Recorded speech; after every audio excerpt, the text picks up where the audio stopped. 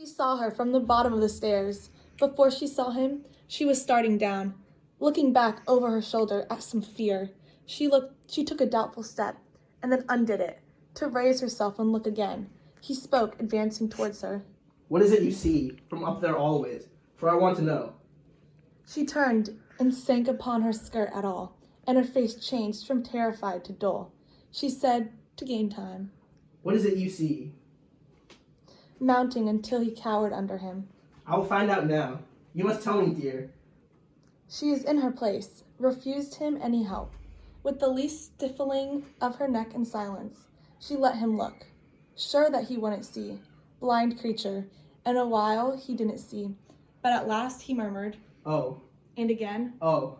What is it? What? she said. Just that, I see. You don't. She challenged. Tell me what it is. The wonder is I didn't see at once. I never noticed it from here before. I must be wanted to it, that's the reason. The little graveyard where my people are. So small the window frames the whole of it. Not so much larger than a bedroom, is it? There are 3 stones of slate and 1 of marble. Broad-shouldered little slabs there in the sunlight, on the side hill. We haven't to mind those, but I understand it. It is not the stones, but the child's mound. Don't! She cried. She withdrew, shrinking from beneath his arms, and that rest on the banister, and slid downstairs, and turned on him with such a daunting look. He said twice over before he knew himself. Can't a man speak of his own child he lost? Can't a man speak of his own child he lost? Not you! Oh, where's my hat? Oh, I don't need it. I must get out of here. I must get air. I don't know rightly whether any man can. Amy, don't go to someone else this time. Listen to me. I won't come down the stairs. He sat and fixed his chin between his fists. There's something I should like to ask you, dear. You don't know how to ask it. Help me then. Her fingers moved the latch for all reply.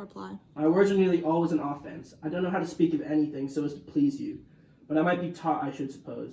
I can't say I see how a man must partly give up being a man with womenfolk. We could have some arrangement by which I'd bind myself to keep hands off anything special you're a mind to name. Though I don't like such things twixt those that love. 2 that don't love can't live together without them, but 2 that do can't live together with them. She moved the latch a little. Don't go. Don't carry it to someone else this time. Tell me about it if it's something human. Let me into your grief.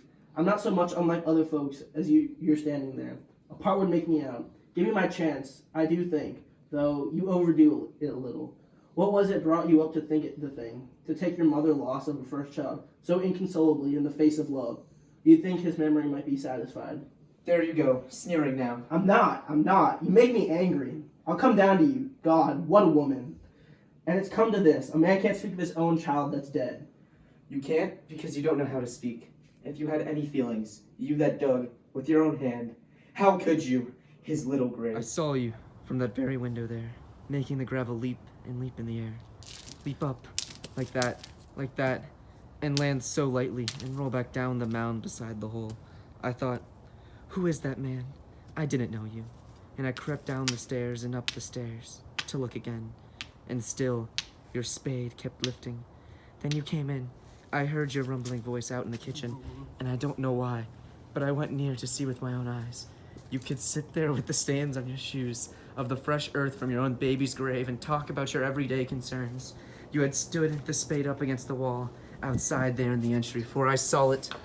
I shall laugh, the worst laugh I ever laughed. I'm cursed. God, if I don't believe I'm cursed. I can repeat the very words you were saying.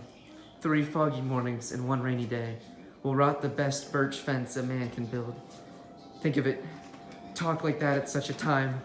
What had how long it takes a birch to rot to do with what was in the darkened parlor? You couldn't care. The nearest friends can go with anyone to death. Come so far short they might as well not try to go at all. No, from the time when one is sick to death, one is alone, and he dies more alone.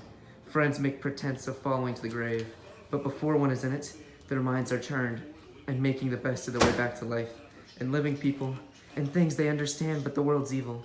I won't have grief, so if I can change it, oh, I won't. There, you said it all, and all you feel better. You won't go now. You're crying. Close the door. The heart's gone out of it. Why keep it up? Amy, There's something coming down the road. You? Oh, you think the talk is all? I must go somewhere, out of this house. How can I make you? Let's see. If you do. She was opening the door wider. Where do you mean to go? First tell me that. I'll follow and bring you back by force. I will.